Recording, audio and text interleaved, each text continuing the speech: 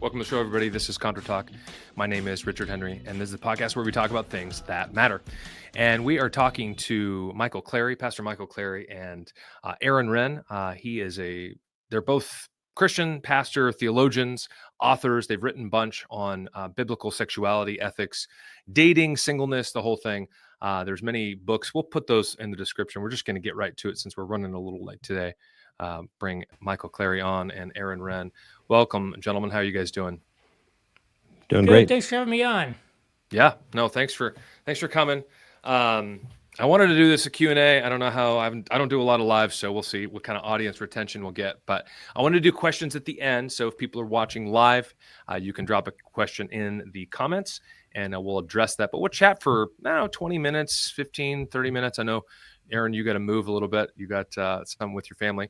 I may have to drop and then come back on. So how about that? No, that's cool. That works. I guess this is such a debate, I guess, in general, both the culture and the church, looking at marriage, dating, life, the whole thing.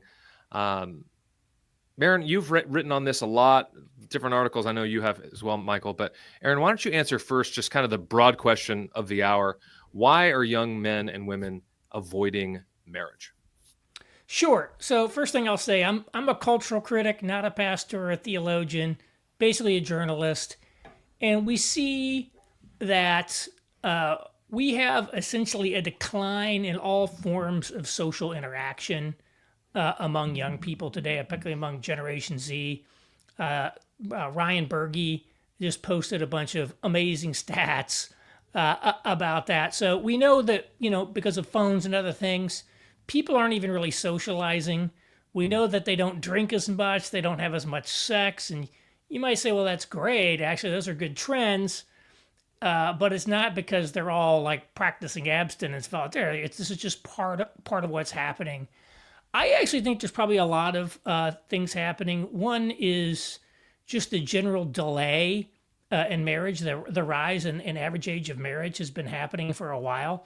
So some of this may end up being more delay than permanent. We'll see.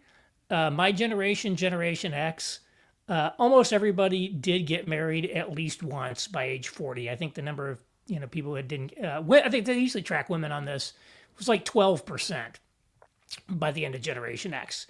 So younger generations might land the plane. So there are some kind of demographic forecasts that a quarter of women will never marry. But we'll see. It may just be later. We also have seen the decline in men's economic prospects relative to women.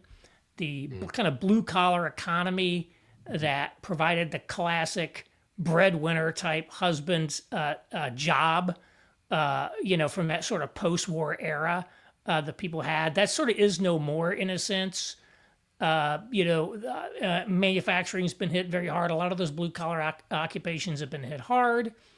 And so that's led to economic insecurity, less pay, and men are simply less attractive economic prospects to women today on average. So that hasn't been good. And of course, part of it's also driven by increasing educational attainment in women, increasing economic success by women. That has two impacts. One, they don't necessarily need to have a man to be a breadwinner. They have their own money, in a sense. And also, the more money a woman makes, the higher her expectation of what a potential husband is going to make, because of a principle known as hypergamy, where women tend to want to marry up. And especially in terms of income, women prefer to make someone who makes as much or more than they do. That's even true in the Nordics, places where there's a lot of gender egalitarianism. Okay. So that has it. And then I think a lot of, men are also sort of out of the market because of, the rampant rise in divorce and out of wedlock births since the sexual revolution. I'm kind of a child of the first generation of no-fault divorce. Unlike the boomers, who were mostly raised in intact families, we have 40% out of wedlock birth, 25% of children today are being raised in a single-parent household. That's the highest level of single-parent households anywhere in the world. It's in the United States. And research shows, like Melissa Carney, The Two-Parent Privilege, great book, you should read it. She's an economist. basically that has a very negative effect on boys in particular, and especially in particular in black boys in terms of a lot of things. So that's negative. And then you add to that just the move to everything being online, to online dating, the decline of real world spaces, and that. There's a bunch of things that are happening. And I haven't seen a good, econometric type study that, kind of drills on exactly what's going on. But there's a lot of things that are all sort of militating against marriage among young people. Wow. Okay. And then the last one I'll throw in there before I steal all of Michael Clary's thunder: political polarization by gender, which has become a big deal, particularly as young single women have moved far, far to the left. This is a global phenomenon, the sort of renewed battle of the sexes. You see it in South Korea, you see it in Germany and the UTA, and of course we have it here in America as well. Yeah. No, I think I want to unpack that a lot, especially the political side, at least in some respect. But Michael, what do you see specifically, and even in the local church that you've seen? I mean, you've been pastoring the same place for 15 years. Where are the changes happened, and what do you think as a result of that? Similar observations that Aaron made, but more from the pastoral, anecdotal side of things. I can verify what Aaron had said from a statistical, data-driven perspective from my experience with people. And what I notice is there's a lot of fear of marriage. The fear of marriage is in part driven by the insecurity of marriage is not as stable as it used to be. And so there's a lot of fear of divorce. And there are incompatibilities that I notice people are finding to where it's hard to find a spouse that's suitable. And so, and even in the Christian world, the typical filters that you might apply in a previous generation when I was growing up, your family would help, your church would help, your community, everybody was oriented toward marriage, it seemed. So it's like there is a general sense that the people in your life that love you they're invested in you finding a spouse and having a good marriage. And so your grandma, your aunt, your uncle, they're looking out. It's like, oh, I know this girl at church, maybe you should talk to her. And everybody's just kind of nudging, and of course that it's a trope, but it's like the people that are being nudged are annoyed by it. And the people that are nudging, they do it lovingly. And, but that it's all for it, it's all for a good purpose. But now the game has totally changed. Very few people meet and get married through just the typical means. It seems like most people are relying on some technology. They find an app, and the algorithm that you rely on an app for can only account for some of the factors that determine the suitable partner. And so if you have, let's say like in the abstract, if you have somebody that I would never check a box that I would accept this particular characteristic in another person. And so you eliminate from the potential pool of spouses or dating partners, people with certain characteristics. But if you meet a person and you're like, their persona, their aura, their charisma, everything about them is sufficient to overcome what might have been a deficiency. But now when I meet them, it's like, oh, that's not a big deal at all. And so you might say, oh, I'd never date a redhead, or I'd never date whatever. But you meet her, it's like her personality overcomes all of my former reservations. Sure. And then you have ideological filters that are really important. Aaron mentioned this earlier, just that men trending more conservative, women trending more liberal, it would seem, from what I've seen and read. And so you have a lot of politically incompatible people that would both say they're Christians, and not everybody even wants to be married. And so there's just not as many cultural incentives. There's not as much drive or push social pressure toward marriage. And so you just have a lot of people that are in the abstract, they want to be married. But when it comes to, do I want to be a wife? Not a lot of people do. Women will say they want to be married, but not a lot of women want to be a wife or be a mother. Same with men. They don't want to be a husband or father. Although I would say anecdotally, I do see a stronger desire in a lot of the men that I know that are really, it's like, I want to be married. And a lot of the women I know, there is some hesitation. So I don't know if that bears out, at scale, but at least in my own experience, that's what I'm seeing. Yeah, I think we are seeing some data around that more men put at least a survey priority on marriage, more so than women. Yeah. So, I mean, I that's love interesting, what you hit the but that's idea of shifted, the right? online. The online, I gotta did this one thing. It's Yeah, like no, go ahead. in the online, you could easily make decisions that you know about. There's a website out there that's called the Female Delusion Calculator, and Wow. it's not a very kind one. And you can debate whether it's entirely accurate, but it's basically like, okay, you put in your criteria. You can use it as a man too to run it for women. As you can see how big of a delusion Let's you do it have. live right now. No, just But kidding. they, Keep going. yeah, you could look it up. It'd be pretty hilarious. You say things like, okay, great. I want to marry a man who's between 20 and 60, who's single, is 6 foot taller, and makes $100,000 a year. That doesn't seem too unreasonable. And you click, it's like less than 1% of Wow. men meet that criterion. And like very easily, you get to kind of microscopic percentages That's of crazy. people that meet your criteria when you just don't know. I Right. think maybe the average man is 5'9" or something like that. So And a lot I of mean, guys I'm are not not 6 foot single, tall, so. right? Yeah. Yeah. I mean, yeah, that's average height, right? That's crazy. But it's so, I guess, just kind of, we have the data, we have kind of the plight, the problem. Do you guys have any thoughts, again, anecdotally or in your local church, or just from growing up as, high school into college versus today, what has changed? What do you guys think that's like shifted this paradigm? Everything's changed. There's Yeah. it's like we haven't yet reached a stasis from a lot of technological advances that have happened over the last 20 years in particular. Since the iPhone, I do think it's a significant development, and social media, significant development that's fundamentally altered the way we relate to one another.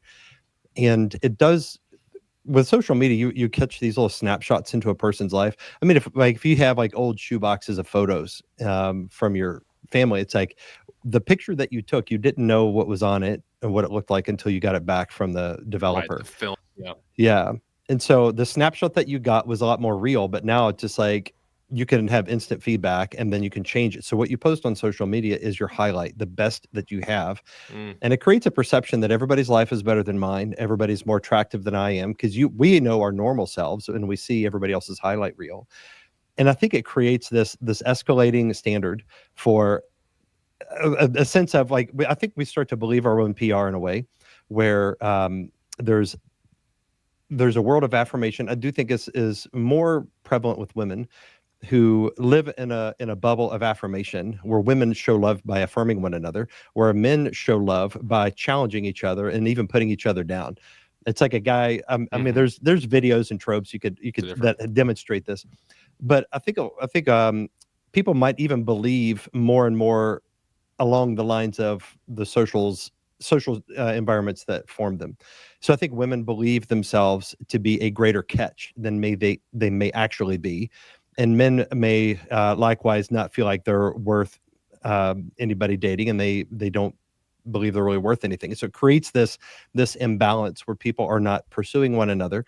And then whenever you have, it's all got to be mediated by technology, then there's more obstacles and speed bumps along the way of, I mean, like when I was a kid, like asking a girl out was a big deal.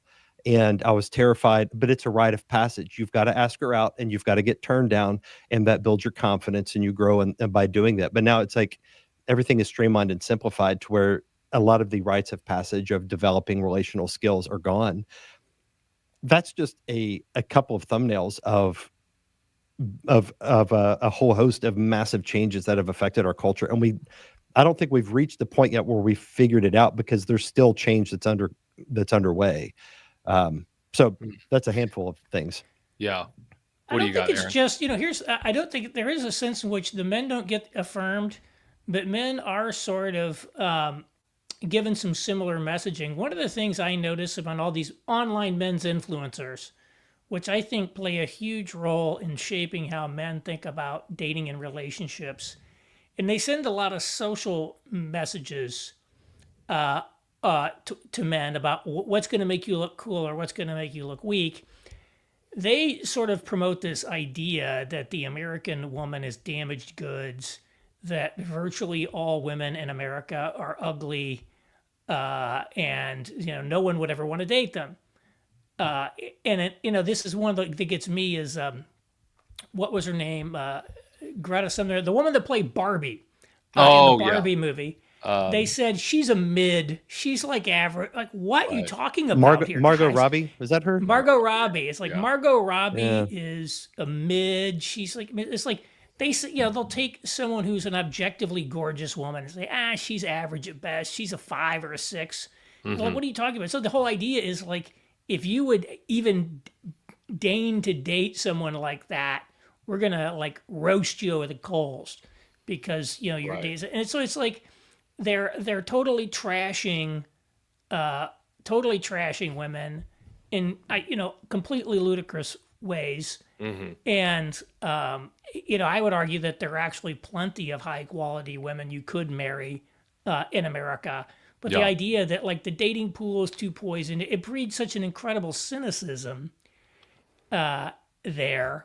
And I think also puts in the back of people's mind, like if I go out on a date with someone, these guys are all going to make fun of me because this person, is, not even as attractive as Margot Robbie, much less that. But it's like, you're not, you mean, like, She's mid. precisely 0% of these women, Right. would Margot Robbie even go out on a date with them? So they also have kind of priced themselves out of the market with what they think they're going to get. Is that? Yeah. Yeah, that's Can I say is that something like- about that real quick? Go ahead.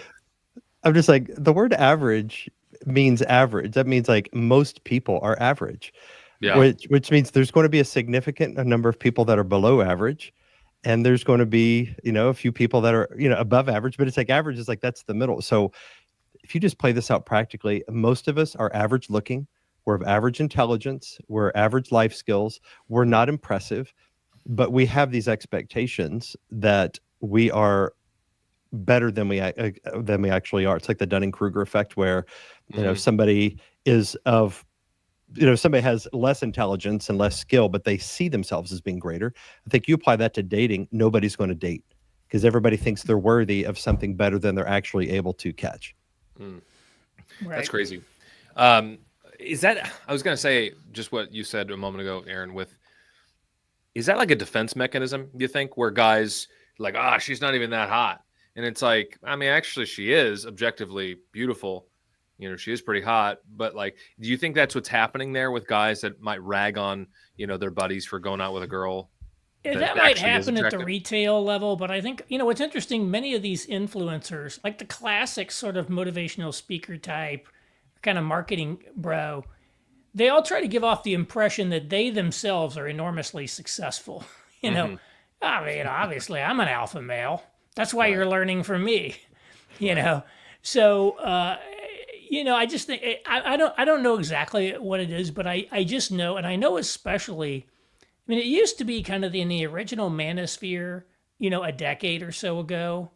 There was sort of this idea that, of course we want to date or have sex with these women, and this like the key is like how to manipulate them into that. Well, now today I think there's like a harder edged negativity towards women that didn't exist back then. And there were always these people who were like that. Even back a decade ago, there was this movement called the MGTOW movement, men going their own way. And they always said, you just got to avoid women, divorce risk. You're just going to get screwed over in child custody court. You just got to stay away from women. The risks are too high. Yeah. And so there was always that. But now I feel like that attitude is sort of metastasized to a much greater extent throughout sort of the men's sphere. And it's become, there is more of a harder edge and negativity towards women than there was even a decade ago. Yeah. So I guess then maybe is it more like you said with divorce and you got to pay 50% child support and she's with a different guy and you're on the hook with this stuff. Is that more, I guess just, is that what the data says, kind of what your experience? I don't know, this is open for both of you guys. Obviously, from a Christian perspective, and then the local church, I would hope not. I would hope that Christians are like, no, I'm in this for till death, right? But looking both at culture and the church, speaking specifically of the culture, is that kind of the biggest problem? Guys just think, she's gonna leave me. She's gonna take my money. She's just a nag. Most guys are not getting to that point. Even you actually have to have like a person in front of you that you plausibly could marry before you you think that. Although certainly it's an impact. There's a book called The Unexpected Legacy of Divorce. It was a longitudinal study of children of divorce and followed them into adulthood to see what happened. And basically, if your parents are divorced, you never feel secure in any relationship. I think their view is you always feel like the other shoe is about to drop. You always feel like this thing could blow up at any minute.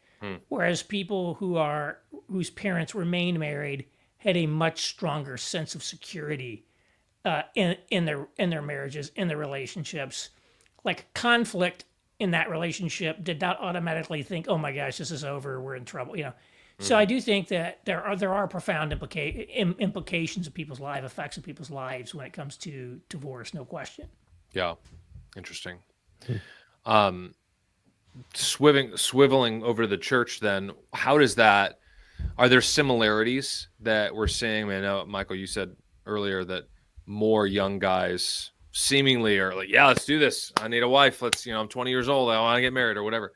Whereas young women are apprehensive, I think was the word you used. Why is that? Do you have thoughts on that?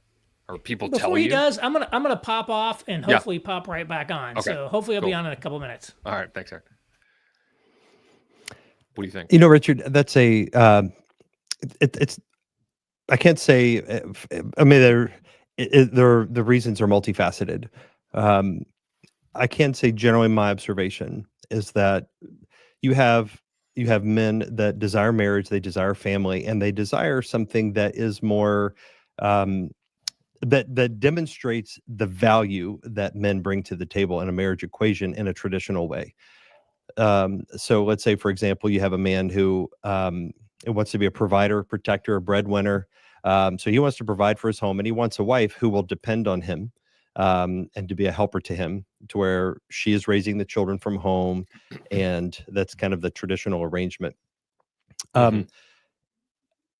It's hard to find. There's not as many. Basically, the supply and demand. Forgive me for using economic terms, but it's it helps to expedite conversation.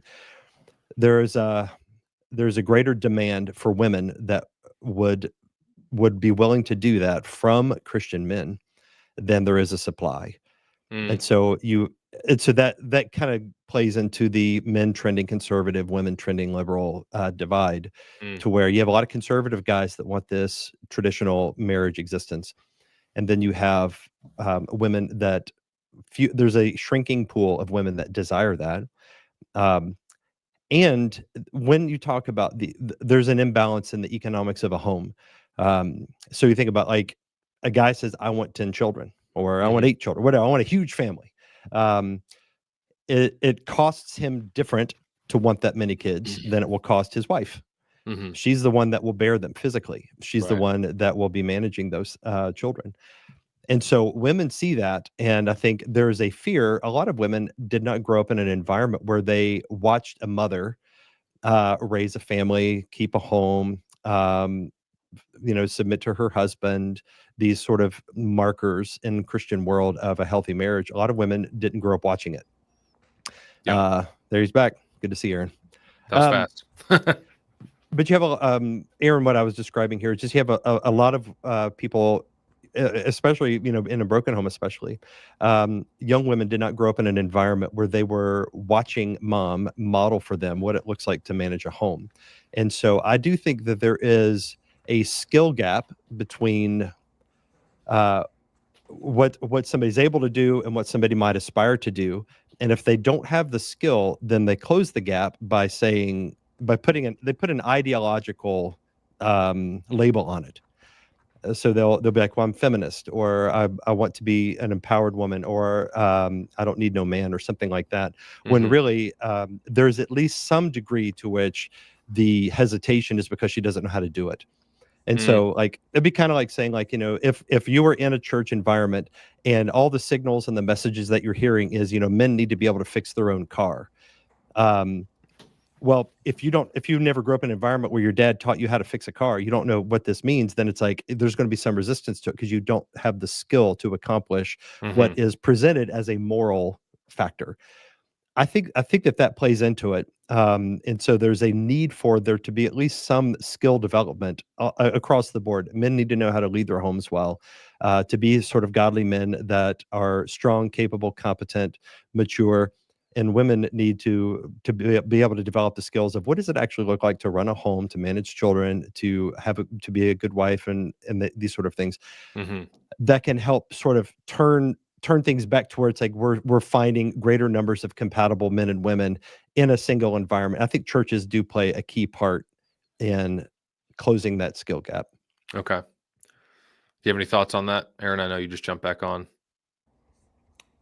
No, I mean, I think to me, the role of the church is to facilitate kind of create an environment where like marriage is sort of normative and happens.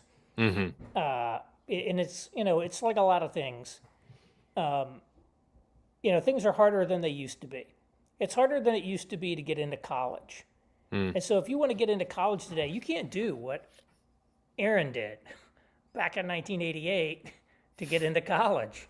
Yeah. You have to elevate your game. And so I think, it's the same thing with a relationship. We need to have like focus, intentionality, effort, kind of a strategic plan. We need to be working on ourselves. Mm-hmm. And I think, churches also need to be thinking, they can't just, people will be here and it'll just happen. It's not just going to happen. Mm-hmm.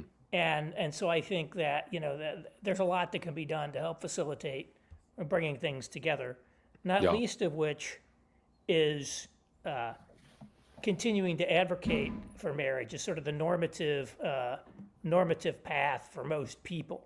Mm-hmm. Which I think is something that, we're more likely today to hear about the idolatry of marriage than we are something that would actually help you get married. Right.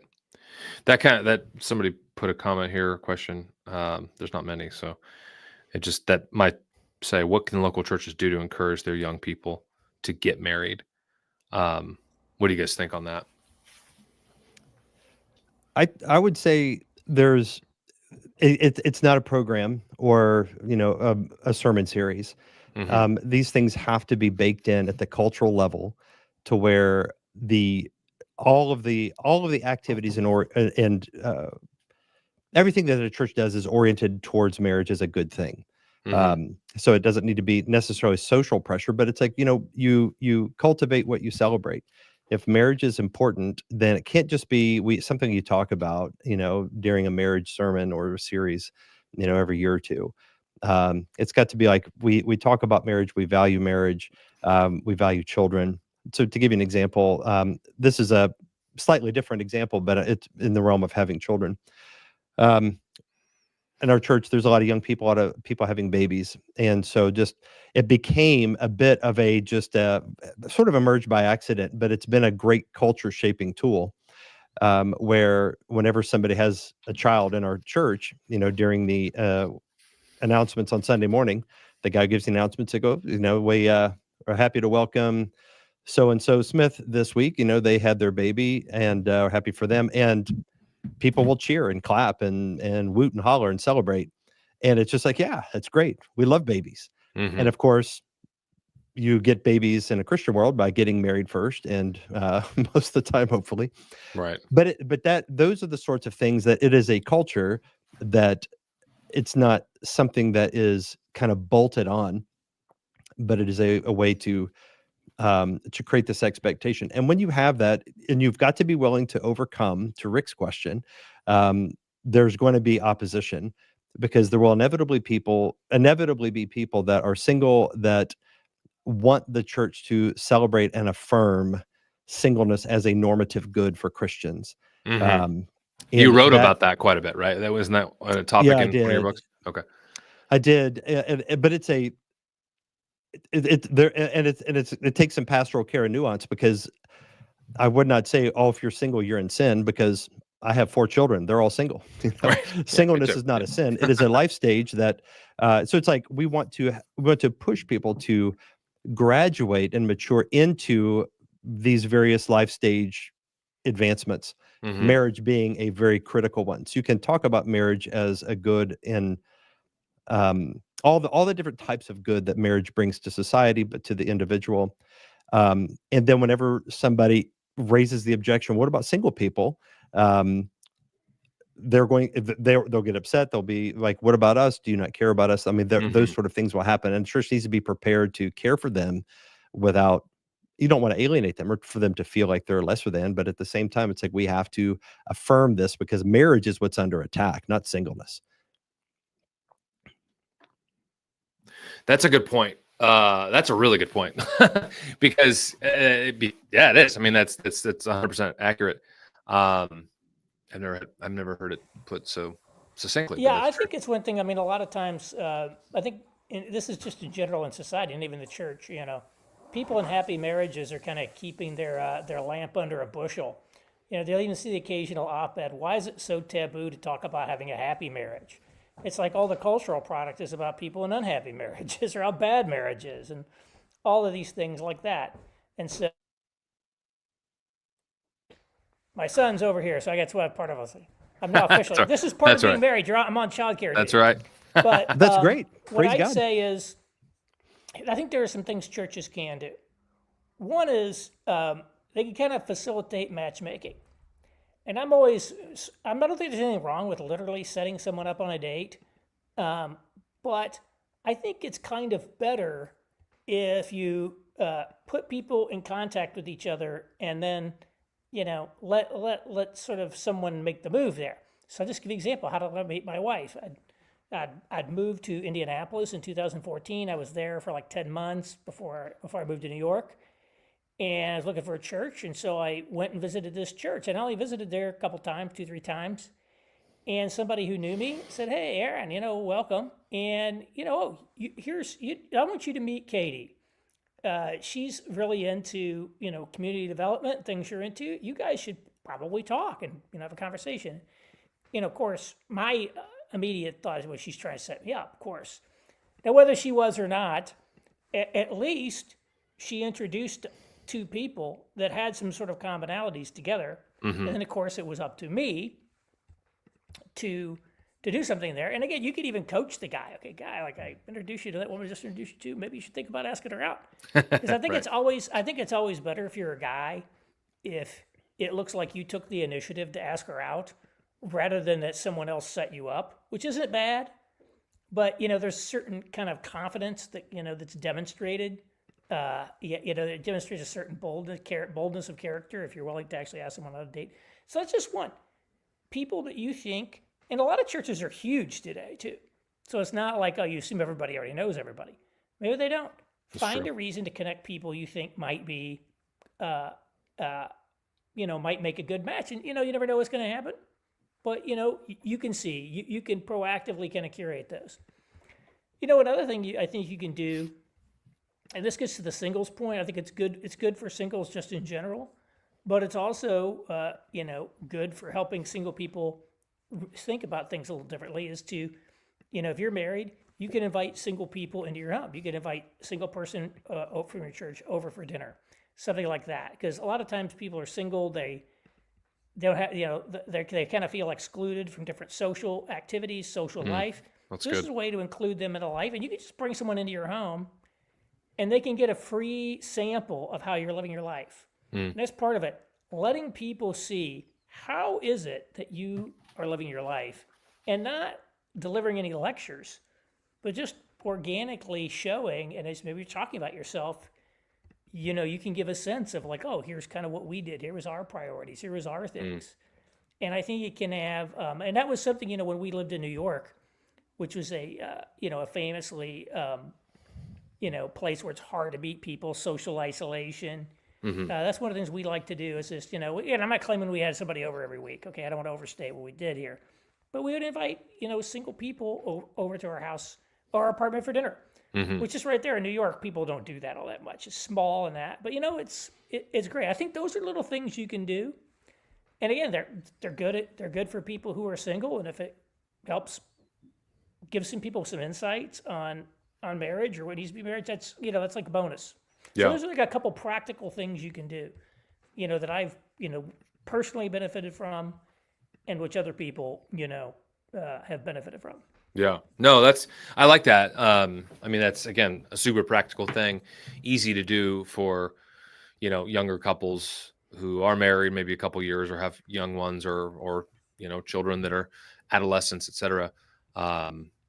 Yeah, I think kind of forget. I think we do this with being a believer, we're walking with the Lord 10, 20, 30 years, and we look back and think, how could that person act that way?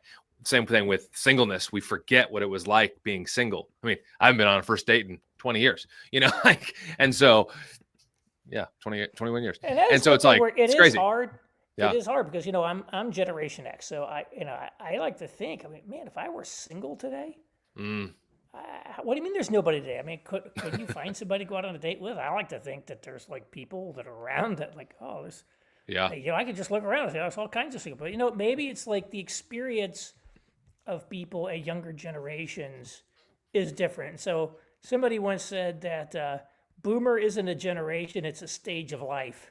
So it's got to make clear that I don't turn into a boomer. But sometimes I get frustrated, like, why? What do you mean that there's no single people? Because I can just see, look around and say, wow, I could see there's a woman there, there's a woman there, there's a woman there. Like, what's wrong with them? And again, it's like, it's easy to say that. It's much harder to ask someone on a date. It is difficult. It isn't, intimidating. I think there's there is something primal about that, but it is. I think we don't know what it's like, and we need to have some, at least some respect for their position, because I don't think most of us are like, it's the hackneyed phrase, the lived experience of the Generation Z person in the dating market is not something that we know much about. And even if we were all single, we're not Generation Z. And we're probably not trying to generate date like in, a 20-year-old. So that becomes you have to take tips from Bill Belichick on that one. We got another question. You guys want to take another question, or you have any other comments? Okay. This is pretty good. What role has porn played, or corn as people say it, in this breakdown?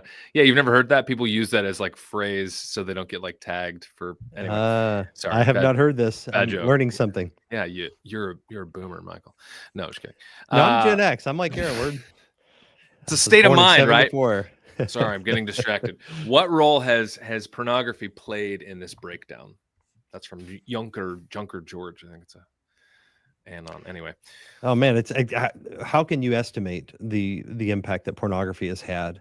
Because there's the way that it affects the way a man thinks. I've heard it's just men that are hooked on porn. It has mental effects in the way they perceive sex, because it's like it's more of a personal, this is about my pleasure. I'm going to watch something voyeuristically, and a lot of guys, well, I don't know what I can say on here, but shall we say you can say whatever you want. I don't care. All right.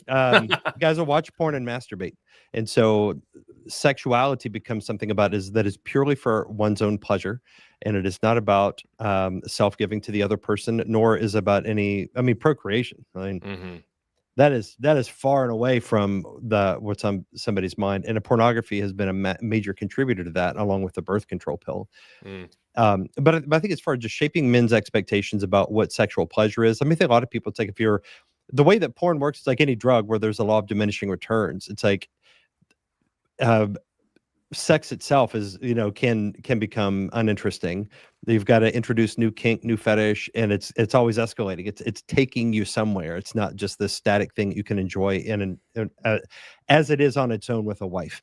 And it also creates the expectation of what a sex partner will look like. And so it's like, she's got to look a certain way. She's going to be a certain age. And then, what about, I've been married for 25 years.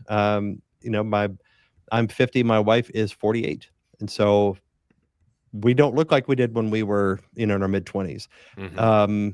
That pornography creates this expectation that sexy is always going to be a 24-year-old hottie. And that's not realistic. And so pornography has really broken people's brains. And I think even just in the dating market, it is overly sexualized what should otherwise be normal, healthy male female interactions that need not have all this sexual tension introduced to it. I think pornography has really driven a lot of the sexualization of normal interactions. Aaron, yeah, go ahead. Well, I was going to say, I think it's like the manosphere it tends to be very anti-porn and kind of anti-masturbation. In fact, there's a whole no fap November movement and stuff like that people do.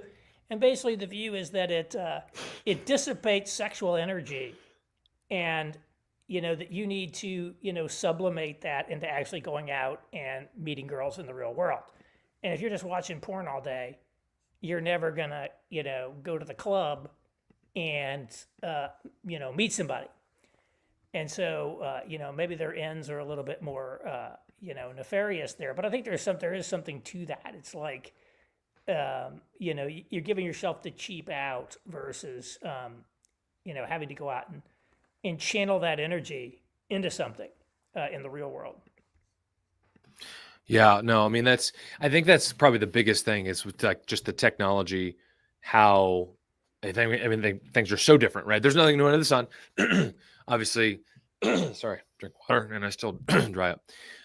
We're supposed to meet, right, and procreate and do the whole thing, get married, procreate, have children, but at the same time, it's different. At the same, because you're swiping or whatever that app is, and you've got this, and you're doing little selections, and I don't like this, and you don't have to look somebody in the eye, and you don't have to face rejection. You can just swipe left or right. I don't know which one's which. Right, but it exactly. matter. It's like all that stuff. It's like but and that's why my hypothesis is if you can actually I think that for the most part, most guys are not well served by online dating apps, because all the research shows that women rate the overwhelming majority of men below average in looks, unless you're like a top 10% in looks, or you got and it's this stuff, and you get great pictures. I mean, a lot of it's just literally the picture. I think now see and so unless you've got something so dialed in like that, you're going to just be one of the many masses on these sites where there are so many more ways you can distinguish yourself in the real world.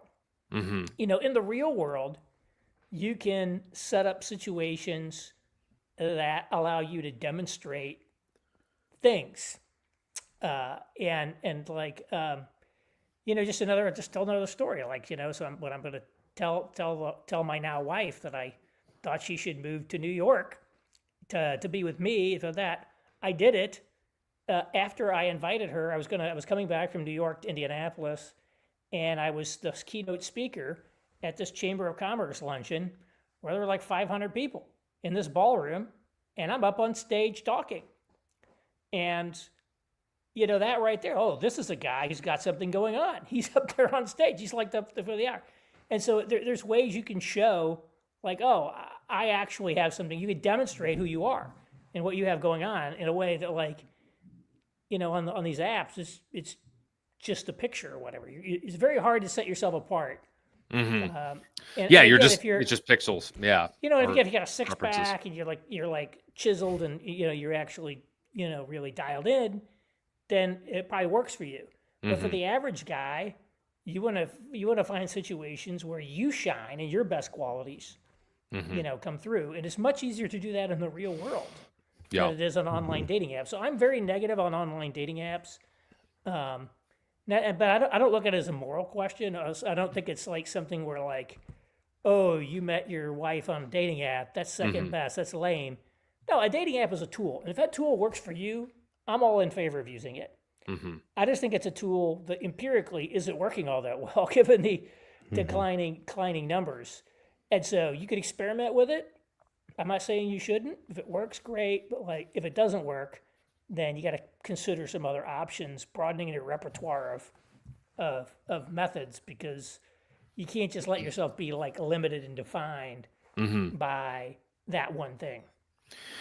Now, I have to admit, I've not read your book. I know about it, and I know I've read your other stuff, but it's on the list. Did you write about this, Aaron, in Life in Negative World, about just debate, dating, and all There's that? a section on it where I basically just say, the church spends all of its time arguing about one of two things: women's ordination, or whether men are the head of the home. Mm-hmm. And if you're not married, who cares who the head of the home is? I mean, we have much more fundamental problems. They're not telling you anything about the concerns of ordinary people. And when they do, they're almost always telling you something that's wrong. It's like, women want a man who's on fire for God, and he's all these things like that. I'm like, no, they don't. Okay, it's like, I mean, of course, all things being equal, of course, they would prefer that, and they may only be willing to marry someone who's got that they consider like spiritually compatible. But that doesn't generate attraction. It's like even Jordan Peterson in his book 12 Rules for Life, he says, girls are not attracted to boys who are their friends, whatever that means. They're attracted to boys who win status contests with other boys. Like, that is a lot more accurate. That's why, John Cougar had that song about why you need to learn to play guitar, or why you want to be like a baller, and like we see it in this world, right? Yeah. And so, I think we're not even giving people like news they can use. So of course, they're going to turn to people on the internet to tell them the way the world actually works. So I think the church is sort of MIA on the realities of what are going on with people and getting it. And again, I don't necessarily think that pastors ought to be giving out dating advice. We did that once before with the purity culture. It was a disaster. I think pastors probably ought to be sticking to the Bible and like preaching that. But I think certainly lay Christians in these churches and elsewhere could be doing a much, much better job of that. Yeah. And so that's what I'd say. The longest chapter in my book talks a lot about this, and there's a lot of stats on online dating, and like here's the reality of online dating. Here's how they function. Here's what's going to happen when you go on these sites. And there's very, very good empirical, because it's an IT system, it's a computer system. Like we know exactly what people are doing on there, and so there's like hard data about how this thing works in the real world. And so that's that. Isn't it? I'm actually gonna have to sign off. Okay. So maybe if you have any final questions or anything, I'm happy to try to answer that. Yeah, that looks like there was quite a little kerfuffle back and forth with some people. So I don't know. I don't think there's actual questions. I'm looking at it. Let me just ask this though before you leave. Isn't like the dating app? Isn't it like a large percentage of men to women anyway? Do you know that data? I think so. Right. Okay. So I think that's one of the things. I don't have the latest on that, but yeah.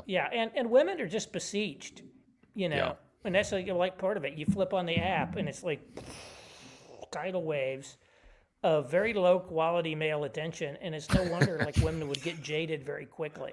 Yeah. Lots of DMs. I know you got to leave, but where can people find you? Where's your writing, things like that, your socials? Go to my website, aaronrenn.com, sign up there for my free newsletter, aaronrenn.com. Sweet. Well, I appreciate the time, sir. Thank you so much. All right, thank you. See ya. All right, well, we'll land this plane here. There's somebody in the chat that's like saying confusing things. Anyway, any final thoughts, brother? And like for especially the local church, I know Aaron said that kind of the purity culture. Do you have any comments on that or pushback? Or anything? I know he's not here to defend it, so that's maybe not the best. But a couple thoughts. I'm not against the purity culture. In as much as I understand what it is. My understanding of purity culture is how I experienced it, which was pressure from the church to be godly with your sexuality, to not fornicate. So that's a good thing. That's church doing discipleship. Now, I'm sure there were some excesses that were a problem, but I think like there's a need for churches to be more practical. So one thing Aaron said, I would maybe have a slightly different take. When he was talking about not giving dating advice. Now, in as much as that refers to telling people, how to pick up the phone, how to, pastors can be big brothers, pastors can be father figures and give some practical advice. I don't think that's a problem, as long as it's done in a way that, like, you've got like the world of moral right and wrong, and then you have the world of wisdom. Here is a way to do something when there are alternative ways to do something. And so in the moral right and wrong, the Bible is not overly prescriptive about most things. There's, flee sexual immorality, things like that. There are prescriptions, but those are more in the realm of boundaries.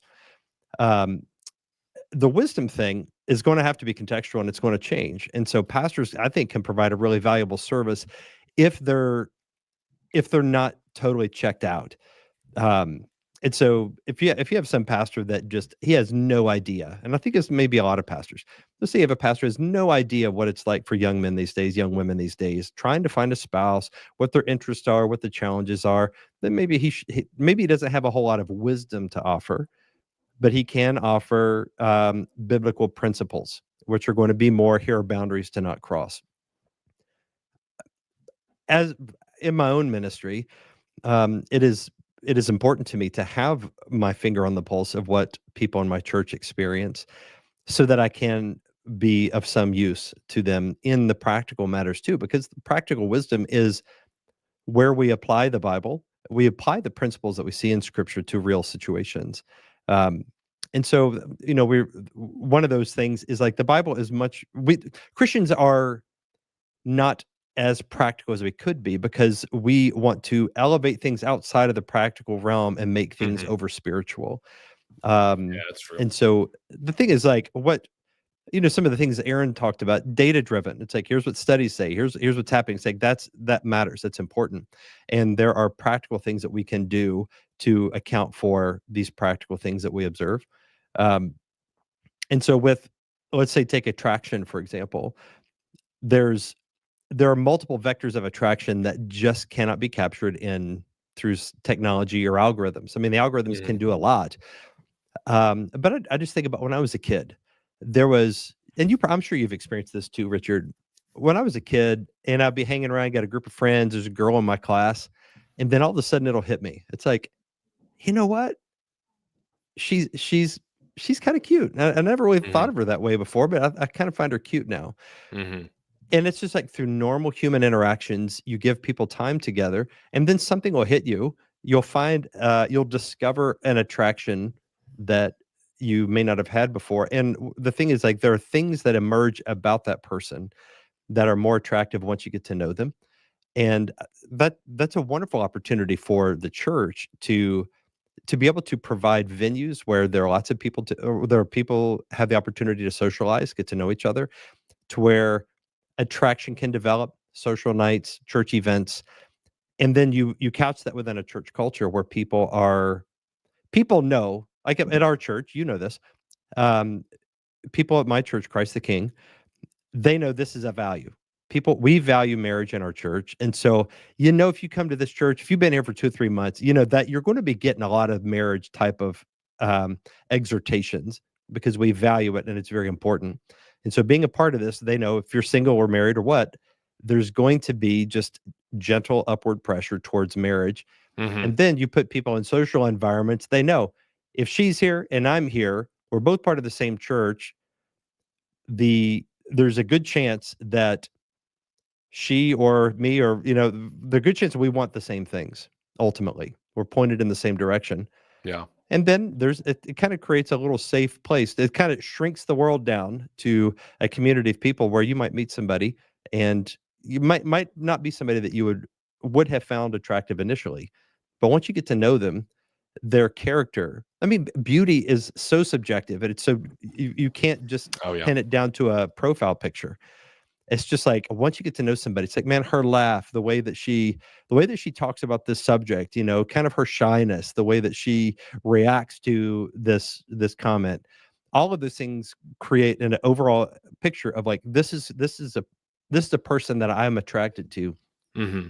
And that's so much more powerful than a dating app. And so I think we eliminate, we hand over way too much to technology. And so I would say, dating in the future would have to be, there's got to be more of a local component than there is currently. Mm-hmm. We can't rely on apps. There's apps might, I'm not out on it maybe as much as Aaron is. I think it can have a use, but it wouldn't be the first use. It wouldn't be my preference as a primary go-to for how to meet people. But it's like, hey, we'll add this to the mix as well.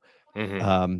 But I think churches can do a lot to just create an environment where their marriage is valued, and people know that if you're in that environment, then there's a good chance that you can find a potential spouse that is going in the same direction and wants the same things you do. Sure. We do have another question, although there's a few kind of other comments, not questions. This is from William, little mini Spurgeon. Oh, I need that bobblehead. I don't know where you get it. Anyway, sorry. It's just fun. William the Fourth. Is there anything that encourages you for the upcoming generations in regard to marriage? Thank you, William. What do you got? Yes. The pendulum swings. No, I'm just kidding. Yes, there is. Moving on. Yes, there is. Well, it's a binary question. Yes, that's right. Yes, there. So what encourages me, gives me hope, is the pendulum does swing. Mm-hmm.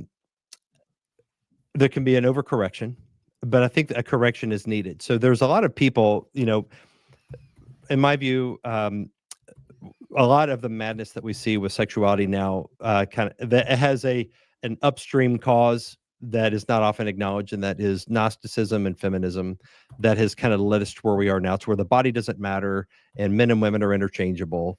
Mm-hmm. And so a lot of people are seeing that now because they're seeing the most extreme expressions of it.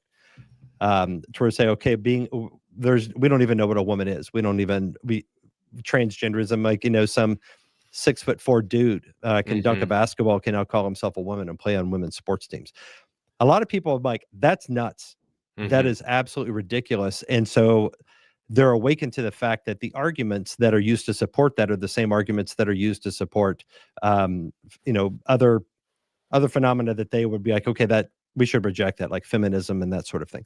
Mm-hmm. So there is a reaction, and the pendulum is swinging the other way. They're like, I'm rejecting this whole ideology, and I'm looking back in time to see, like, where can we look to for stability and guidance? And that is to generations past who didn't always get it right, but man, they got it better than we did. Our generation has really screwed this up. So there is a desire to return to the past. And so what makes it interesting is it's not like it's isolated in this Christian bubble, but trad wife, trad lifestyle, like trad Chad, I think I've seen, like these things are all attempts to retrieve some wisdom from the past and bring it forward into the future. And so it's there for the taking for churches that will just pick up the ball and run with it. You have people that are craving stability, ancient wisdom, history, tradition. The church, like they're like the people that are a lot of people are attracted to things like Catholicism and Eastern Orthodoxy. Those things there's an appeal there, and the appeal, I think, is aesthetic. It's like these things feel wise because it looks old. Sure. And there's some ancient stuff here I don't understand, but it's like you don't have to be Catholic or Orthodox or whatever to be able to provide the stability and wisdom from the past that they're looking for. So I think that there are people that are basically fed up with the lies they've been told and the cultural nonsense, and sadly they're going to pay a price. The current generation, the young people, they're going to pay a price for the mistakes of the past that got us here, but some of them want to correct it. And so I think we will see increasing polarization in the future where people moving conservative will continue to do so. People moving left may totally be given over into their ideological commitments. And so the trick is like to capture the ones that are moving in a conservative direction, both believers and unbelievers, capture and retain them, disciple them, and say, okay, here's the way forward, drawing on the wisdom of the past. No, that's good. I mean, that's you are seeing that, and I know we didn't really talk about it, and that's okay. With the political divide, I mean, I saw several articles, and I shared that with you guys beforehand, with just women are going more left and men are going more right. I found one thing. It was BuzzFeed, and it was like 50 things, and it was like comments from females. I assumed they were all anonymous, but that was the thrust of the article. And several, sound like they were in high school or even college. Who knows if they were all authentic? I don't know. But that was like, well, my boyfriend this and this, and they feel like they're in charge, or they've been marginalized, or this or that. I guess just kind of lastly, because it's just kind of anecdotal, but for you specifically in your experience, just kind of landing this conversation plane, from from pastoring, planning the church 15 years ago in the first couple years, and then to the last few years, especially since COVID crazy, where's the trend going? I mean, obviously most people have a smartphone now. Pornography is still a scourge. There's more online dating. There's OnlyFans and all this other like just extra stuff that's just like, but like scantily clad billboards, Victoria's Secret, half clothing at the beach, like all that's common to 2025, right? Or 2010. It's about the same, I would say, depending on where you live. But some of the other things aren't. But within your experience, where are you seeing that with the differences with church, then and now? Yeah, I think that the fracturing, I mean, it's so hard to say. I mean, the fracturing has continued to accelerate. I don't know if that's changing, although there is a backlash. I think one factor is Trump's presidency. Culture is affected by politics to a great degree.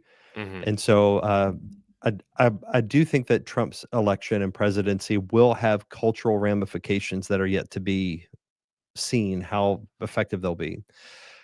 But his willingness to push back onto transgender madness will have a downstream effect. So that's a positive sign.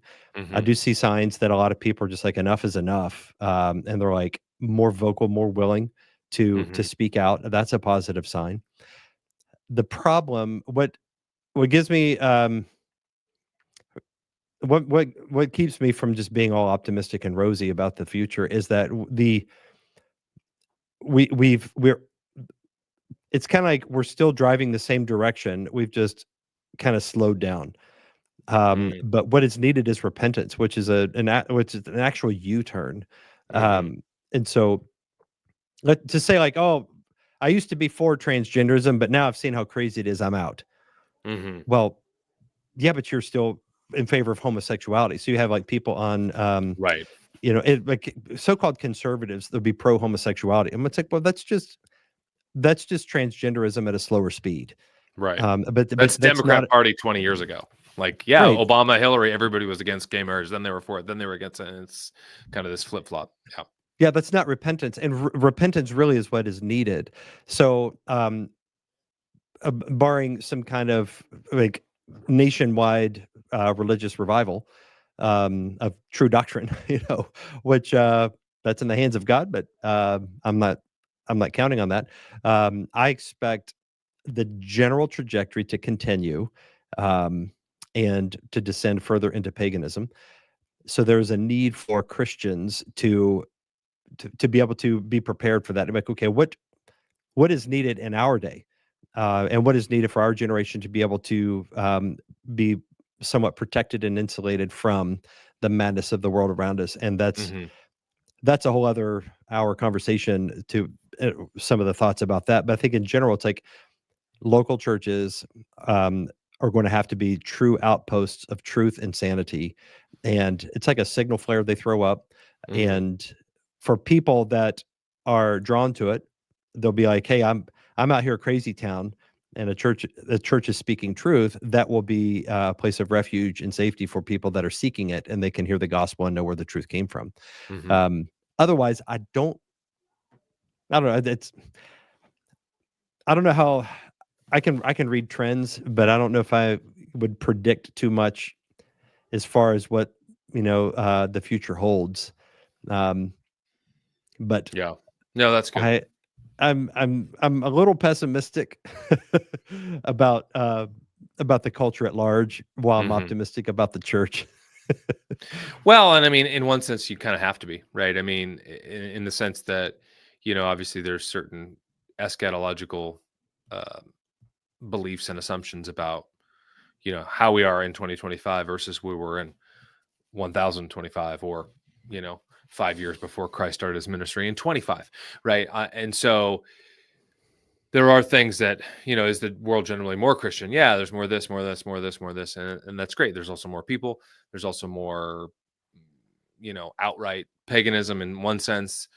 There's still unreached tribes, thousands of years later. There's still child sacrifice, in your local city, and, in random far-flung places and everywhere in between. And so it's not, obviously we're very complex people. We kind of want to distill everything down into, binary black or white, and this kind of zero sum. It's either this or this. And as individuals, really nobody's really like that, if we're honest with ourselves. And certainly with cultural fixes. I mean, of course, the church should be that light, that lighthouse, that light on sitting on a hill, right? And so that doesn't mean we don't seek for change. We don't say, yeah, this is great. I'm glad that the president said that there's two genders, two biological sexes. Like, no duh. And for some reason, for the last 10, 20 years, people have been just kind of slowly like watching, what was that, A Clockwork Orange? You ever see that movie from like the 70s? The guy's like, his eyes are like pulled open and he's just like watching TV, and it's like being brainwashed. And I feel like that's what some people have been doing, and they have to be, because obviously the mainstream media and other things, because it's just a relentless march of just lies, right? I mean, that's just all it is most of the time. So, or all the time, really, I would say. Anyway, so any closing thoughts? Otherwise, give us your socials and we'll close this out. Yeah, no closing thoughts. If I can give a plug for a conference that is coming up here May 8th through 10th. I was going to actually ask you anyway. So, yeah, well, the conference is aimed at asking this question. So so much change has happened in the last 20 years, and I feel like the church's report card of that during that time is pretty bad. And so I thought I want to talk to who do I want to talk to and hear from that can prepare us for the next 20 years. The people are the sort of faithfulness and courage that has stood the test of time, and they were prescient, in the past about matters that are importance. So we've assembled what, in my opinion, is an all-star lineup of speakers. And so it's May 8th through 10 of this year in Cincinnati. And it's Jeff Durbin, Tom Askell, Joe Rigney, Michael Foster, David Schrock, C.R. Wiley, and myself are the 7 keynote speakers, 2 women's breakout speakers, and a singles mixer. There we go. Because the singles mixer, the idea there is the kind of people that would want to come and listen to those particular speakers, you can assume a lot about them. There's a lot of those filters can help accelerate compatibility tests whenever you meet somebody. It's like, well, I know if you're at this conference and you agree with what you're hearing, then there's probably a lot that we agree on. And so it's a great environment to where somebody can hopefully, make some friends, have a good time, and, maybe relationships will come out of it in the future. So that's the hope. Yeah, I actually posted the trailer on my channel, which is the link right here for people. I'll put it in the description below as well, just for fun, because I will be there. And futureproofchristianity.com is you can find out information. Perfect. Let's do that if you're planning on going or thinking about going. That'd be good to see you. I know you'll be there, obviously, but no, this is good, brother. Where can people find you? Social media stuff? I do a lot of writing at dmichaelclary.com, and that is also my Twitter handle, D Michael Clary, or they call it X, I guess now. Those are two places where I do a lot of writing, and I've got a podcast and YouTube and stuff. But those are probably the two main venues where I'm active. Yeah. And you've written for several other, I mean, The Blaze, The Federalist, American Reformer, quite a few other places as well. So definitely you've been around for a while. And yeah, no, it's good, brother. Well, I appreciate the time, and this was good. I hope Thank this you, was Richard. helpful. Yeah, no, it's been a pleasure. And we'll see everybody later. If you like this, by the way, if you want to subscribe, go ahead and do that. And otherwise, we'll see you all next time. Take care.